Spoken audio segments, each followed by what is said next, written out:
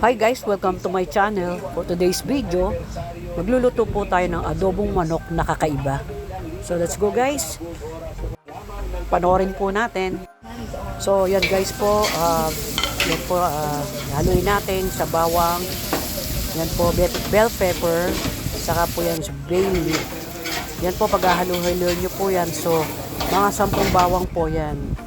Pipinuhin nyo po para po paghalu-haluin po para mas maraming bawang, mas masarap po. So, yan po, ilagay na po natin yung halos 8 kilo na chicken ito sa kawali. Ito sa halu-haluin lang po natin. Kasama po yung mga ilagay po nating mga condiments. So, yan po guys. Hintayin po natin kumulo. Yan po. Yan po, hintayin po natin kumulo para po lumasa po yung bawang. So, lalagyan po natin ngayon ng paminta. Yan, damihan po natin kasi sobrang dami po nung niluluto natin. So, yan po yung pampaanghang. So, yan, pakuluan po natin. So guys, sasamahan po natin ng mga atay ng manok. Papakuluan nyo po sa tubig. So, pag nakaluto na po, i-drain nyo po yung atay. Yan na po yun. So, pagka na-drain nyo na po, lalagay nyo po yung panghuli. So pag gusto nyo pong kumain, pwede po kayong kumuha ng atay. Yan po, kainin nyo po. Yan, habang kayo nagluluto.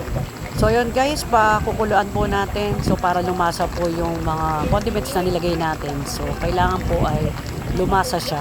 Kasi napakadami pong bawang natin nilagay. So yan po, pagka kumulo na, lalagyan nyo po siya ng Knorr chicken. So dahil po 8 po yung kilo yan, so nilagyan po natin ng mga 5. Pwede din po niyong gawing 6. So, depende po sa inyo guys. So, yan, hahalu-haluin po natin yan. Yan, para po madurog po yung Knorr natin. So, after po nun, lalagyan po natin ng sili, bibiyakin po natin yan. Ipapalibot po natin dyan sa ating niluluto. So, after po nyan, pakukuluin natin. Tapos, lalagyan po natin ng toyo. So, sa dami po nyan, nilagyan po namin yan ng mga 6 na ganyang katakal. So, suka, at saka toyo po yung nilagay namin na 6 na takal na ganyan. So, yan po. Hintayin nyo lang po. Huwag nyo naman lang pong hahaluin. So, after po nang kumulo na siya, yan na po siya. Yan po. Tapos, hahanguin nyo po yung mga manok. Tapos, yung pong tira na sabaw, yan po ilalagyan nyo ng suka. Tapos, hindi nyo po yun nahaluin. So, habang po na nakabukod po yung mga manok, yun po ay pwede nyo iprito. Saka nyo po ilagay ulit. So, yan po. Ayan, pakukuluan nyo po para lumasa.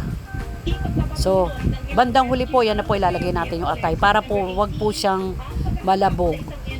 Wag madurog. So, ilagay nyo po sa ibabaw. So, ahaluhin nyo po ng dahan-dahan pagka kumulo na.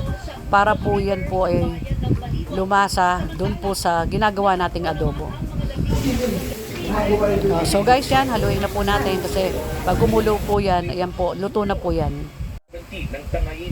So guys, yan na po, luto na. Pwede na po nating tikman. So, thanks for watching guys.